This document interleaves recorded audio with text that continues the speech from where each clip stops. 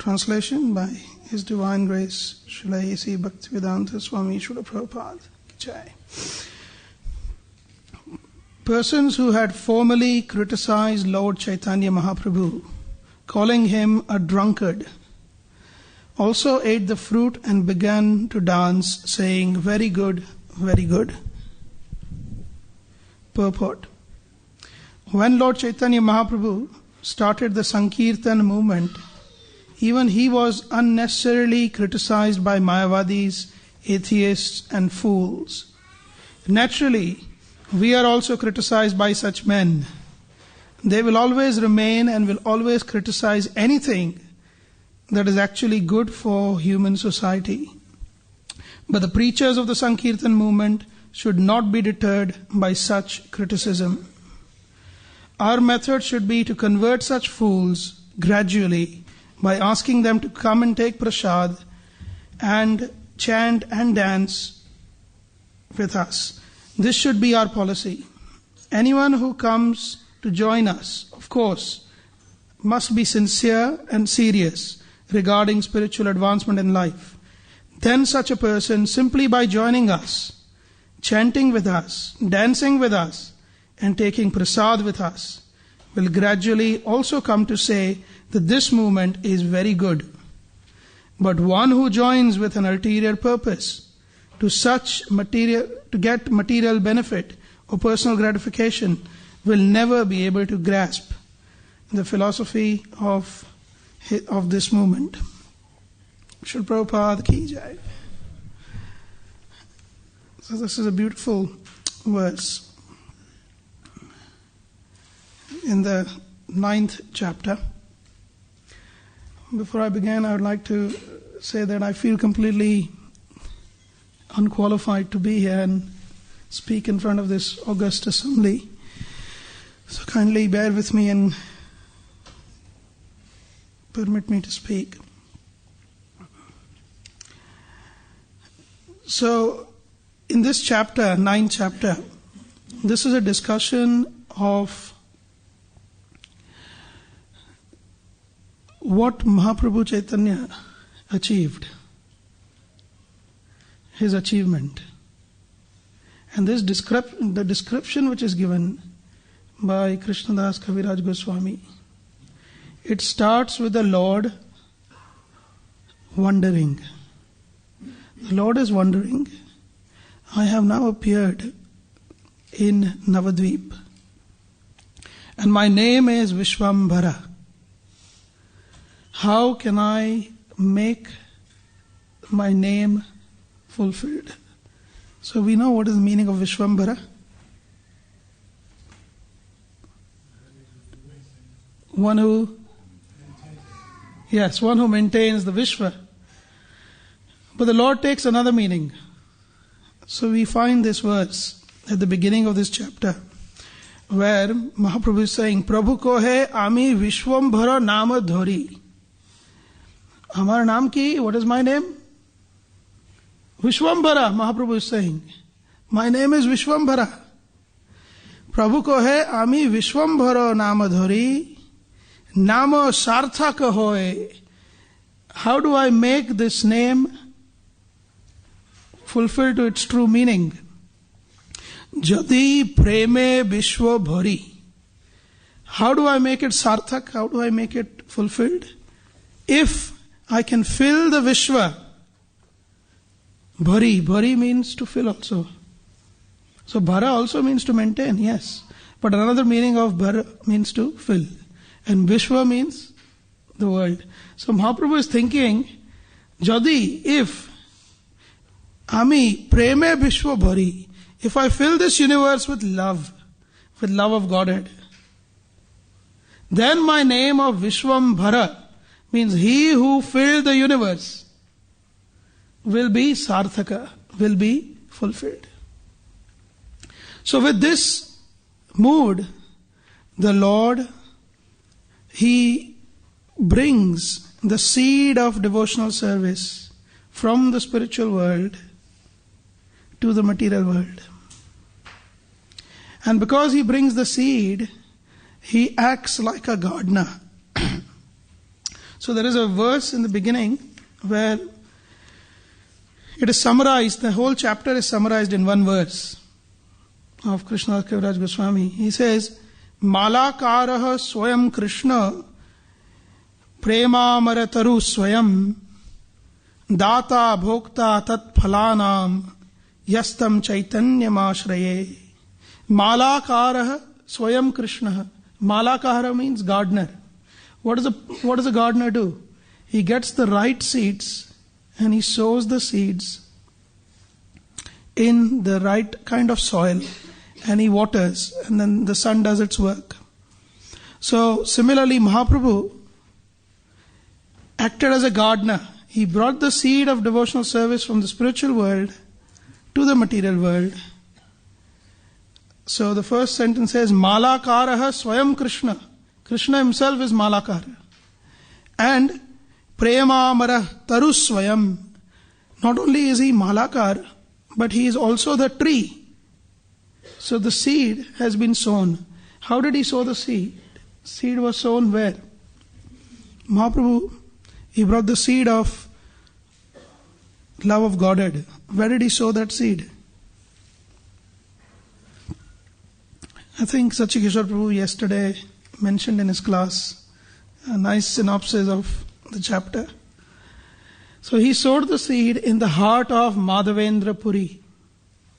Immediately as the seed was sown in the heart of Madhavendra Puri, this is the first time in the Madhva Sampradaya that Madhavendra Puri felt immense humility and love. And he wrote a poem.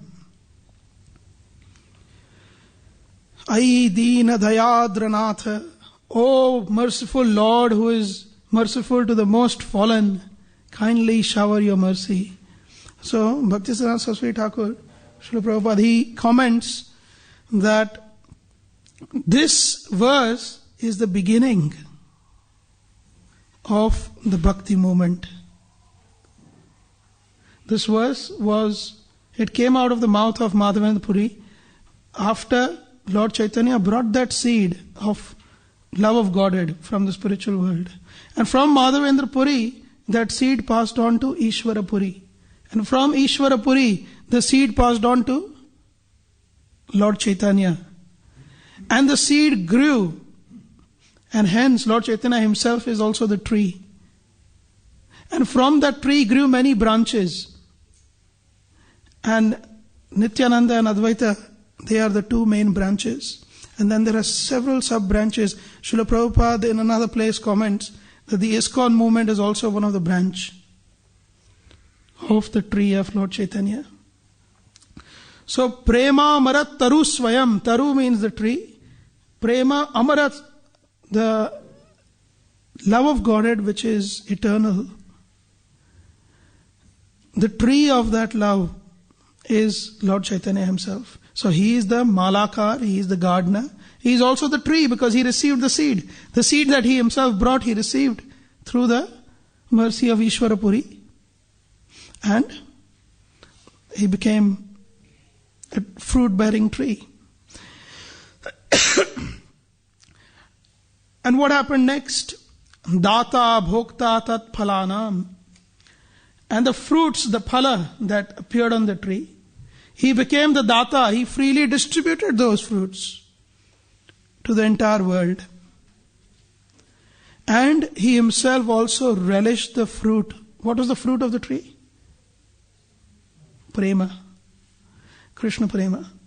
So that fruit was relished by him, and that fruit was distributed by him indiscriminately. He didn't discriminate. He gave that fruit to everyone. With this introduction to this chapter, our Krishnadas Kaviraj Goswami says, Yastam Chaitanyam Ashraye. I take shelter of that Lord Chaitanya. Who is the Malakar? Who is the Taru? Who is the tree himself? Who is also the Bhokta? Who is also the Data? Who is the giver of the fruit, distributor of the fruit of love of Godhead, and also the experiencer of fruit. So we understand that Mahaprabhu came to freely distribute this fruit of devotional service. However, there is something beautiful mentioned in this verse. It says, Jeje purve ninda koilo. All those who previously, purve, ninda koilo. Ninda means criticized. Whoever criticized Mahaprabhu previously, even they, Boli Matoyal. Matoyal means he is a drunkard. He is simply, Mahaprabhu is sannyasi only externally. He has no conception of the Vedas. He acts like a drunkard, simply dancing and chanting on the streets. That's all. So there were nindakas, those who criticize. And those who criticize Mahaprabhu transformed their hearts. And Srila Prabhupada gives a formula in his purport of how one may transform the heart. And what, if time permits, what I would like to do is also analyze how the transformation of heart takes place. I would also like to analyze what different groups existed who criticized Mahaprabhu and how they, were transformed by Mahaprabhu. Seho phala.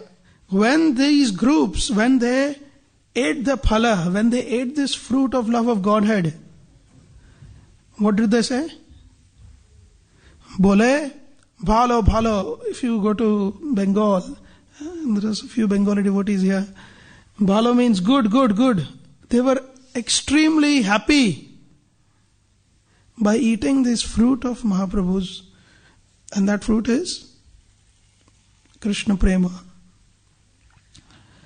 So it's interesting that although Mahaprabhu came to distribute the fruit indiscriminately, Jeje purve ninda koilo. So there were elements, there were people who were criticizing. And Srila Prabhupada writes very sweet, it's very sweet the way he writes it. He says, naturally we are also criticized by such men. Mahaprabhu was criticized, so naturally we are also criticized. So Prabhupada was also criticized, primarily by two categories of people. By those who are Mayavadis and those who are materialist. So when we chant his pranam mantra, we say, Nirvishesha Shunyavadi Paschatya Desha Tarine. Nirvishesha. Vishesha means special. Nirvishesha means nothing special. So no distinction between you and God. Nothing special. You are the same. So that is Mayavad philosophy. So Nirvishesha Shunyavad. Shunyavad means generally Buddhist philosophy that everything ends into nothing. The goal is Nirvana. Means ends into emptiness. Nirvana means emptiness. But Nirvishesha and Shunyavad can also have another meaning. Shunyavad can mean one who thinks the goal of life is nothing. Just enjoy. So the hippies are also Shunyavadi. Because they all simply want to enjoy. No other goal. Shunyavad. So Prabhupada he transformed them. But there are 6 categories of individuals that Mahaprabhu transformed. And those 6 categories are mentioned in the 7th chapter of the Adi Leela by Krishnadas Kaviraj Goswami. Those 7, and we can find examples probably of each one of them. The 7 categories are Mayavadi, number 1. Those who criticize Mahaprabhu. Mayavadi, Karmanishtha. So we know what Mayavadis are. Karmanishtha. Karmanishtha means they believe that doing karma is of prime most importance, nothing else. So the Smarta Brahmanas, they believe as long as one performs karma, so this is actually Karma Mimamsa philosophy of Jaimini Rishi, where it's also called as Purva Mimamsa. That philosophy says that as long as you do karma, even God is bound to give you fruits. So he is dependent on karma. Even God is dependent.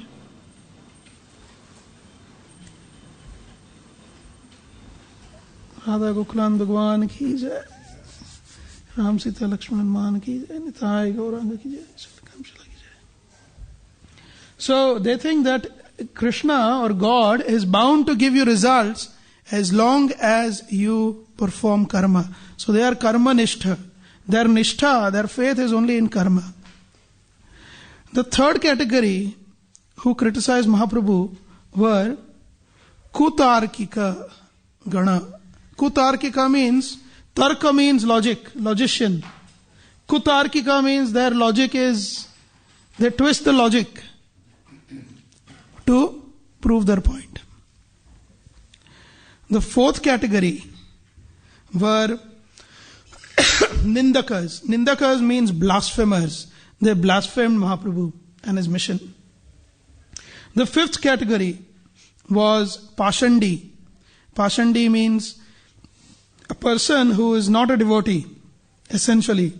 And the last category was Adhama Paduya. Adhama means the lowest. Paduya means one who is studying. The lowest category of student. They think they know so much. They are students, they think they know so much. So, I would like to give some little pastimes and examples of each one of these and how they were transformed by Mahaprabhu. So, if we think of Mayavadis, we see how Mahaprabhu, after taking sannyas at the age of 24, went on a tour of India in which he visited Varanasi. Varanasi is also called Kashi. And Kashi is a very interesting place because you find three sections in Kashi. The Mayavadis, the Devi worshippers, and also you find the Vaishnavas. So Varanasi is divided into three categories distinct. But it is a stronghold of Mayavadis. And Mahaprabhu, when he visited Kashi, he was staying near Bindu Madhav at the house of Tapana Mishra, and Chandrasekhar was also there associating with Mahaprabhu. The Mayavadis, they were criticizing Mahaprabhu, saying, look at him, he is one of us, he is Narayan himself. Actually they were right, but they said it in a different way, in a different sense, that everyone is Narayan. So they said he is Narayan himself, but he doesn't realize that he is Narayan.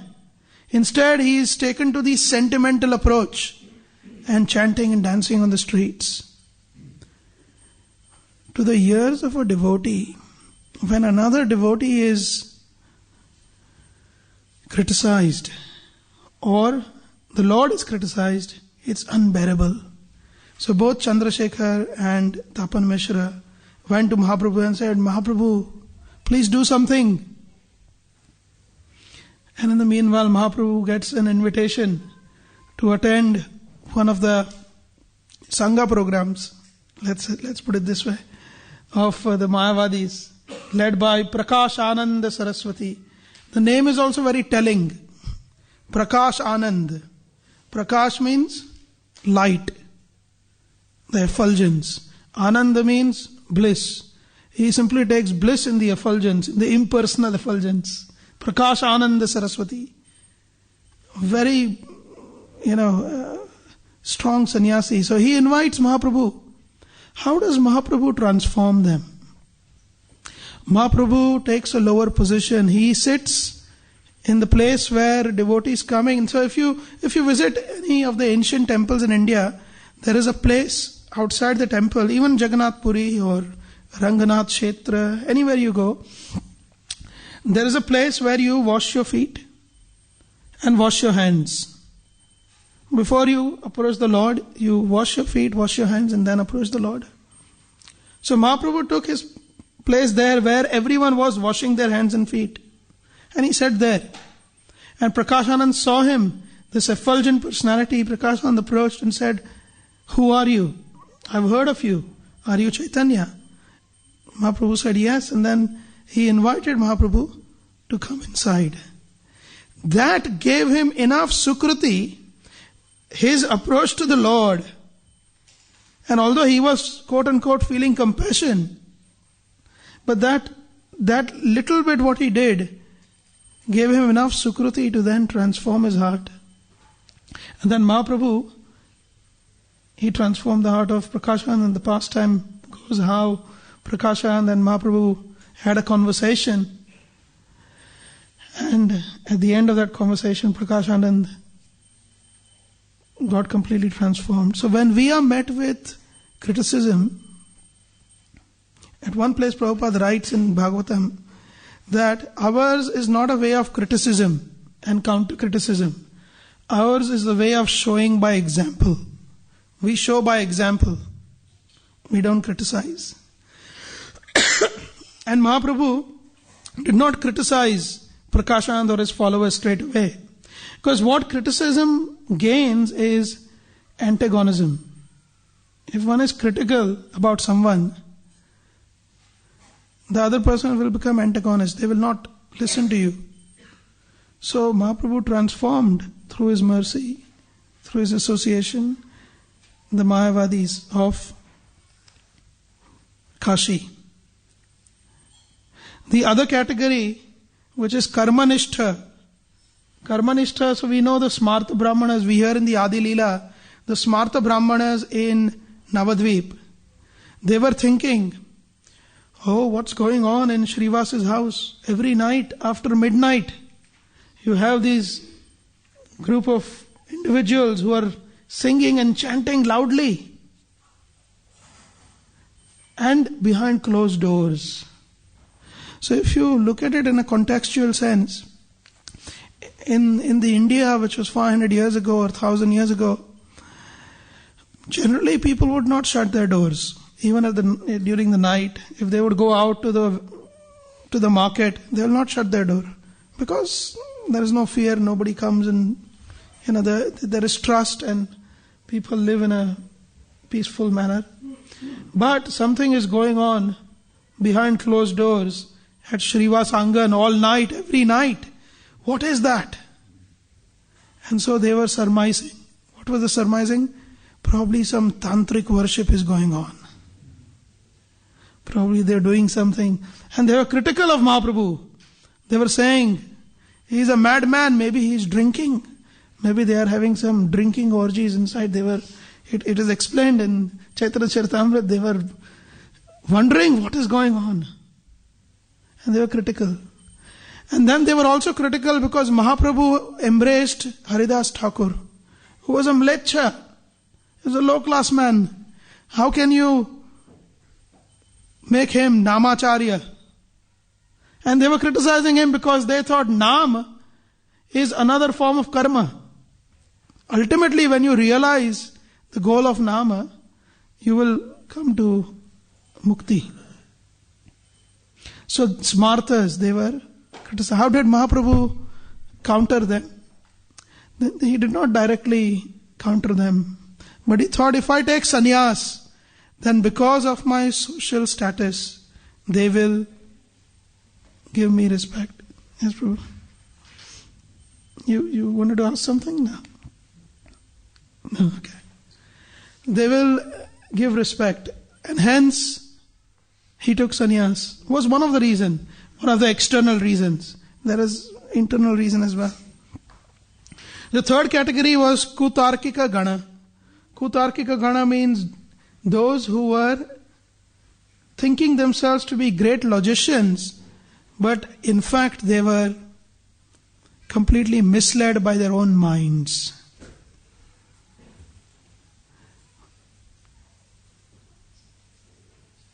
The example is Sarvabhauma Bhattacharya. Sarvabhauma Bhattacharya was Tarka Vachaspati. Tarka Vachaspati means one who is expert logician, the best of the logicians. And when Mahaprabhu Chaitanya, he from Atharanala bridge, when he saw the dhwaja, when he saw the flag of Lord Jagannath's temple, he could not resist. He ran like a madman. He ran, he entered the temple, And when he had the beautiful darshan of the Lord, he fainted. And Sarvabhauma was there. He saw Mahaprabhu. He thought, he needs my help. He looks so effulgent, so beautiful. He's certainly a sannyasi. He needs my help. Let me take him home. He took him home and he started to revive him.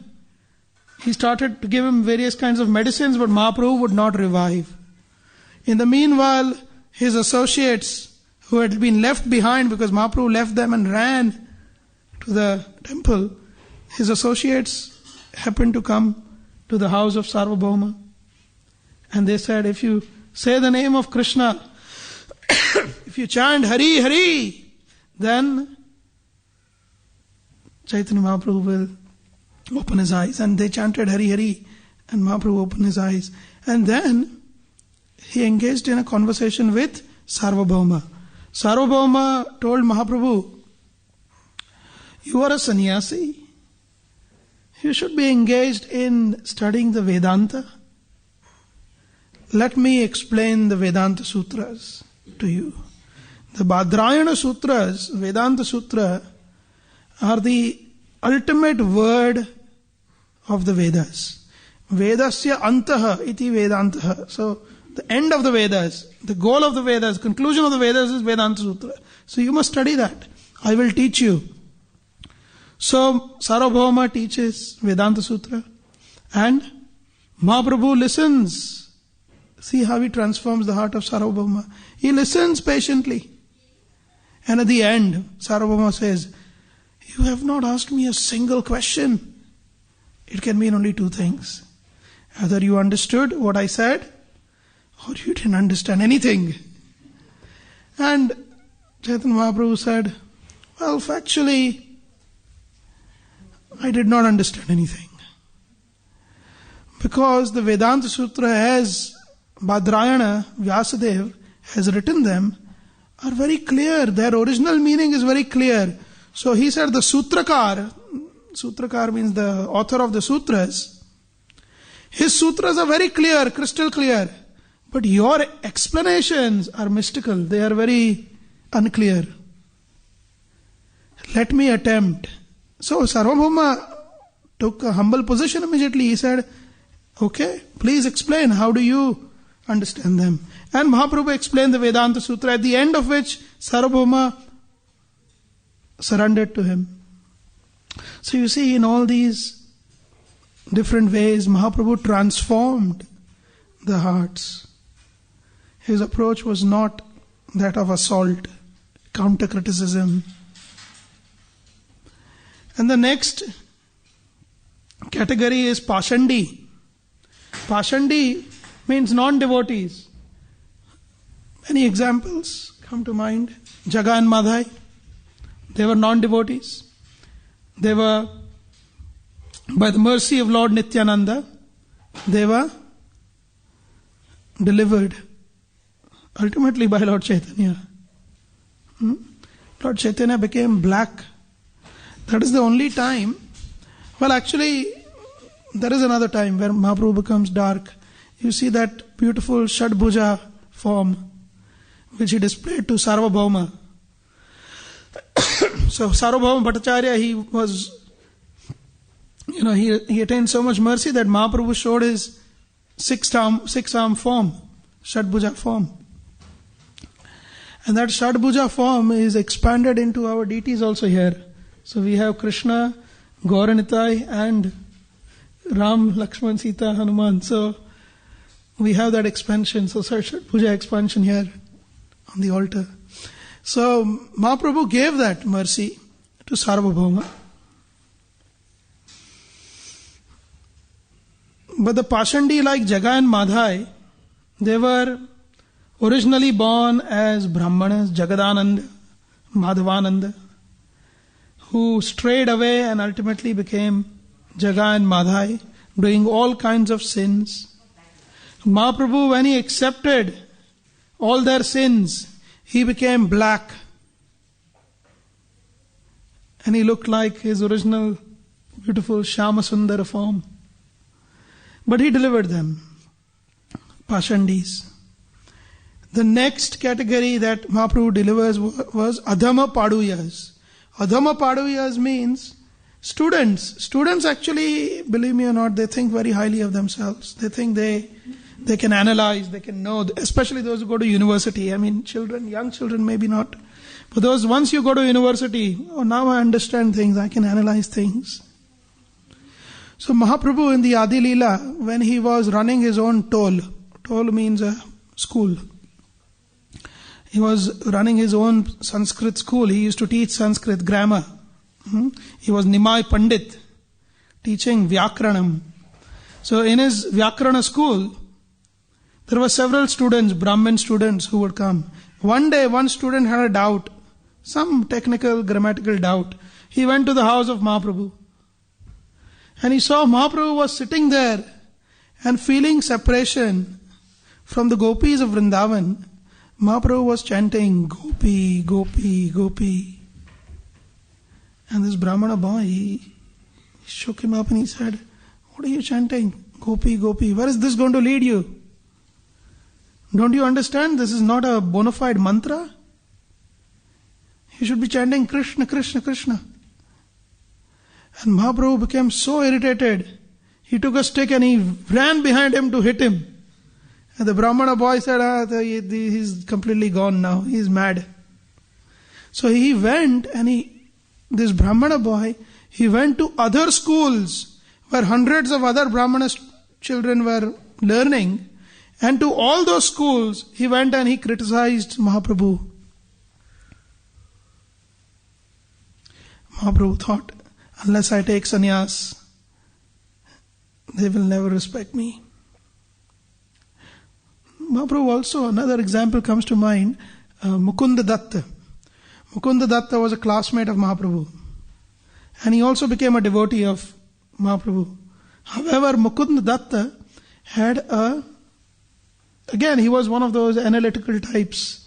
You know, when you go to university and you can be very analytical unnecessarily. And he was of that analytical type, and he would go to every single function that was going on in the locality, and he would listen to every single speaker. Whether he be a Vaishnava, whether he be a Mayavadi, he would listen to everyone indiscriminately. There would be no discrimination. Mahaprabhu obviously did not like that. So Mahaprabhu condemned him. He said, you are Khadajathiya Beta. Khadajathiya Beta means one who is like a dog who eats food from all different places. And hence you don't deserve to be in my company. So in Mahaprakash Leela, Mahaprabhu didn't allow him to enter. He shut the door. And then Mukunda was crying and sobbing outside. And when the devotees went and told Mahaprabhu, Mukunda is actually, crying, Mahaprabhu said, let him in later on. And when he came in, actually there is another thing there. Mahaprabhu was asked, why you don't want to see Mukunda? So Mahaprabhu explained why he doesn't want to see Mukunda. And then Mahaprabhu said, I will see him after 1 crore lifetimes. And when devotees went out and told that to Mukunda, and Mukunda came inside, he was jumping. He said, I am so blessed that the Lord has given His word that He will see me. Even after 1 crore lifetimes, but He will see me. That itself is my blessing. So, Mukunda, Adama Paduyas. And the last category is Nindakas. The Nindakas are those who criticize the Lord.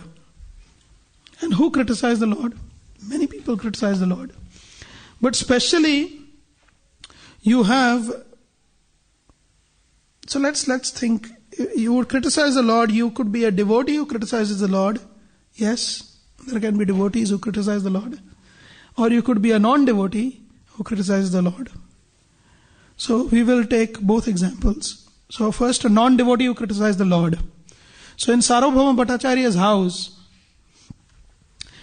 when Sarvabhauma Bhattacharya's heart was transformed, he saw the Shadbhuja form.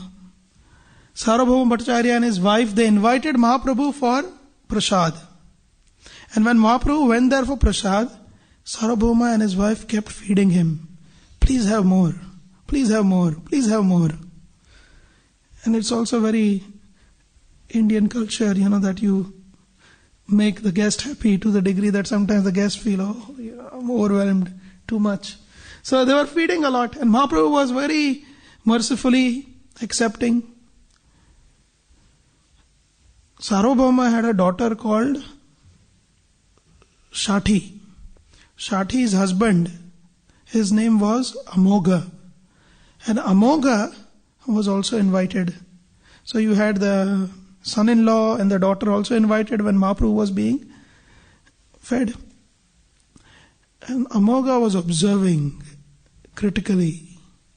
He was looking at Mahaprabhu and thinking, look at this man. He claims to be a sannyasi. He's eating so much.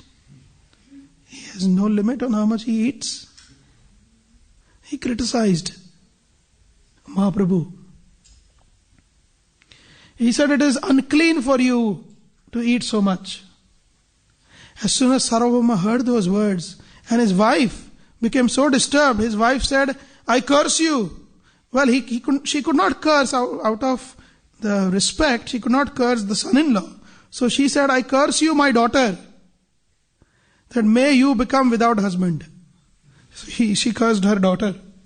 You become husbandless, so you let Amogha die. So she became so disturbed. And immediately after that, Amogha, he suffered from Visuchika. Visuchika is what is that? Cholera. He suffered from cholera. And he was about to die. And at that time, Mahaprabhu embraced him. Out of love of Sarvabhauma. So just see, the Lord is so paradheen. His devotees can completely command the Lord. And even if devotees don't command the Lord himself feels obliged. Like with Amrish Maharaj and Durvasa, he feels very obliged to protect the devotees. So with Sarvabhauma and Amogha, because of his relationship with Sarvabhauma, he gave his mercy to Amogha. So you have Amogha, who is a non-devotee criticizing the Lord, but who gets liberated because he had a transformation of heart. After he had cholera, he understood. Now I only have limited time, so I'm just rushing through these pastimes, but he understood the real purpose of the advent of Mahaprabhu. And when he had a transformation of heart, he then could gain the mercy. But then we also have example of Lord being criticized by a devotee, by his own devotee? Damodar Pandit, yes. So Damodar Pandit was a close associate of Mahaprabhu. And when Mahaprabhu was in Gambhira, in Puri, in Antyalila, there was a little child, a little Brahmana boy, who would come to Mahaprabhu and visit him regularly. And when he would visit Mahaprabhu regularly, Mahaprabhu would give him some prasad, he would talk to him, he would also ask him, Ki khabar? What is the news? To a small boy. And Damodar was observing this. Damodar was his personal servant, Mahaprabhu's servant. So he went inside the quarters of Mahaprabhu and he told Mahaprabhu once. He said, if you continue to see this boy, I fear that all of Puri will know what kind of sannyasi you are. You are attached to a little boy. You are attached to a child. Sannyasi means you should be unattached. So Mahaprabhu understood that actually Damodar Pandit is a devotee, but he's criticized me. And that is going to... See, when criticism happens, it steals away our bhakti. It steals away our bhakti. So, to avoid that situation to continue, Mahaprabhu, as a remedy, he said, you go to Navadvip and serve Sachi Mata and tell her that sometimes when she is cooking her bhoga and offering, sometimes I come and I eat it. But you go and serve her. So you go. So he sent him away to Navadvip. So even devotees sometimes criticize. Or example of Chitraketu from Bhagavatam, where Chitraketu criticized Lord Shiva and Parvati cursed him to become Vritrasura. So we see the devotees may criticize the Lord, and as a result, or even Pundarika Vidyanidhi, when he entered this in Chaitanya Bhagavat, when he entered the temple, he saw Lord Jagannath being worshipped, and he said, this isn't right. He criticized the Pandas. And then when he woke up in the morning the following day, his cheeks were red with slap marks. He was slapped by the Lord. But of course, Pundarika Vidyanidhi is another level. Pundarika Vidyanidhi in his original form is Vrishabhanu Maharaj. So, special devotee. But Ninda is the first offense in chanting the holy name. Vaishnava Ninda.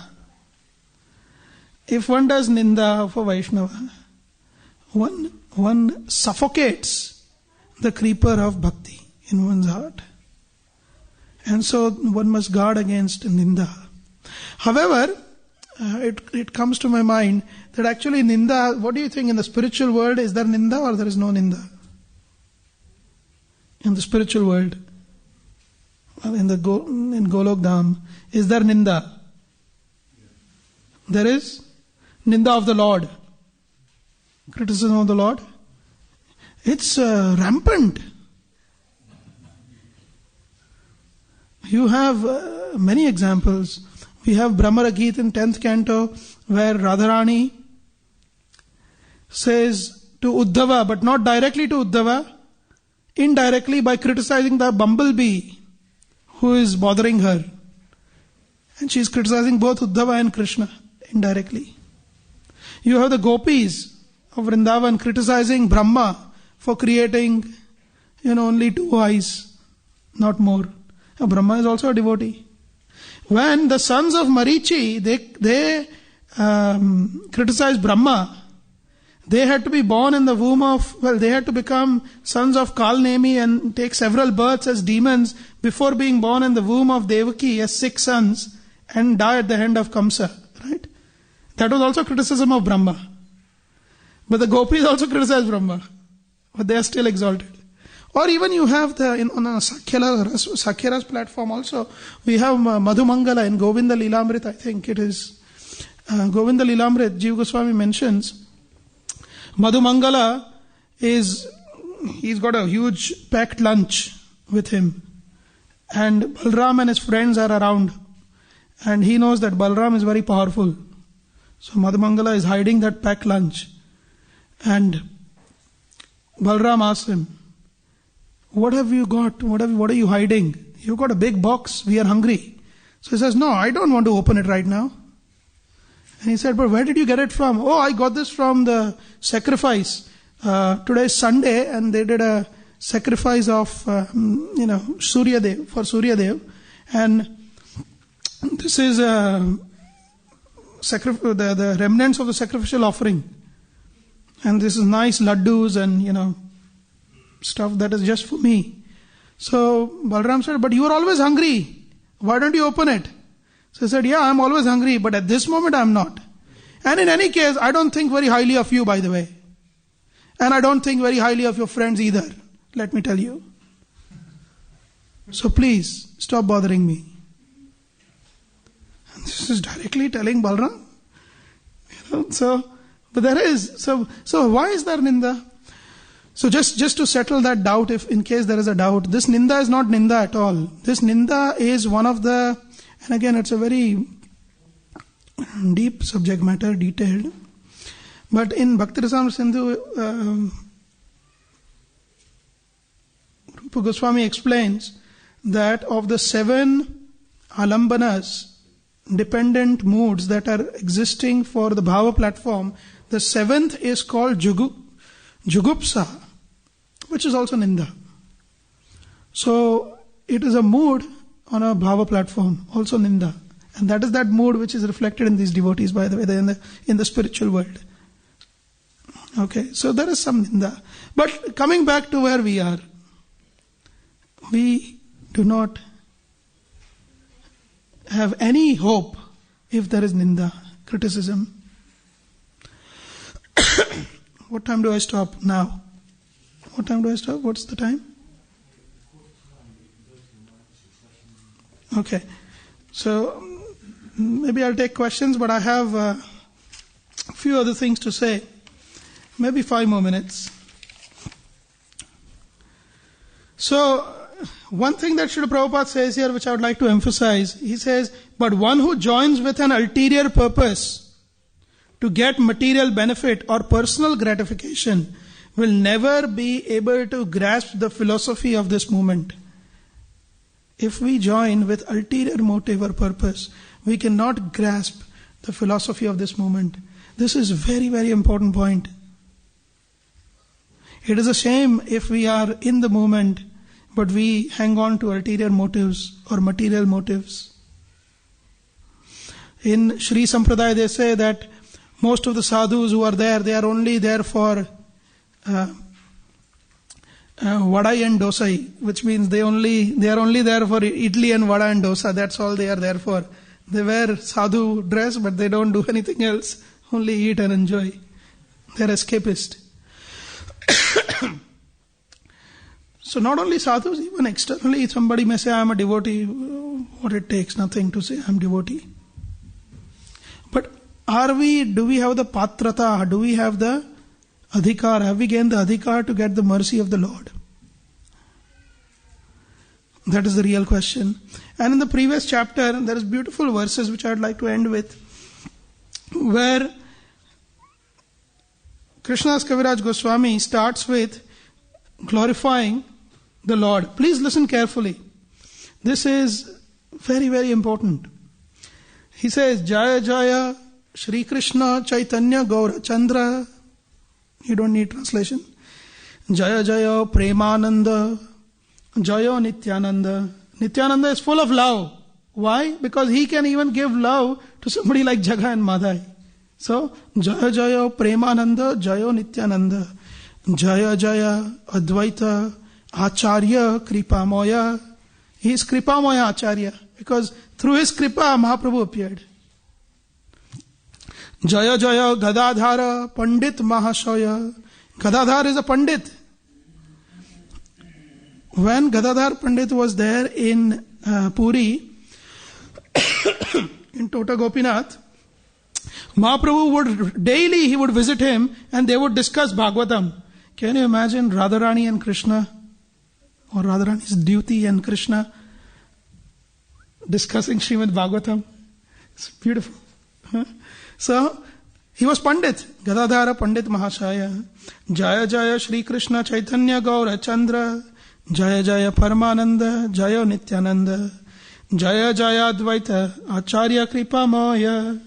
Jaya Jaya Gadadhara Pandit Mahashaya. Jaya Jaya Srivasadi Jato Bhaktagana. Glories to Srivasadi Bhaktagana. Pranata Hoiya Vanda Sabara Charana. I do Vandan at the lotus feet of all these devotees. Now, listen carefully. Mukha Kovitva Kore. Mukha, one who cannot speak, dumb person, will sing poetry, beautiful poetry. Mukha Kovitva Kore. Jasabar Smarane. Simply by remembering them with faith, with sincerity and seriousness. Very important. We may be serious, but we will not be sincere. We may be sincere, but we may not be serious. We need both. Prabhupada says in the purport, only one who is sincere and serious, one who has sincerity and seriousness will have the faith. And the faith will be that simply by surrendering to Mahaprabhu and his devotees, Mukha kovitva kore, yasabar smarane, pangu giri langhe. Pangu means one who is lame. Giri langhe, he can climb mountain. Andha dekhe tara gane. Now even we cannot see the stars clearly at night. But imagine a blind person can see the stars. So what is the claim here? The claim is that simply by remembering and having the mercy of the associates of Mahaprabhu, like Srila Prabhupada and his followers, we are given the benediction that even Mukha kovitva kore, yasabar smarane, pangu giri langhe, andha dekhe tara gane. Now, I don't accept it. One might think. Because I have read the Vedas, certainly this is just allegorical, it's just excessive poetry. How can a lame person climb mountain? How can a blind person see stars? Is it for real? I'm a big pandit, I'm a learned man, I can't accept this. So, imagining that the Purva Pakshi will say this, Krishnadas Kaviraj Goswami is saying the next verse. He says, Eshabana mane ye, pandito sakala. If those pandita who don't accept this, Eshabana mane ye, pandito sakala, tasabara vidya patha bheka kolahala. You see, pandits in India, they are reading verses. If they are learning, say, grammar, then they are reading the sutras of Panini Ashtadhyayi. Vriddhir adaich adeng gunaha eko guna vriddhi na dhatulo padartha dhatuke kingiti cha. Like that, he'll go on. He's a big grammarian. He's memorizing Panini Ashtadhyayi.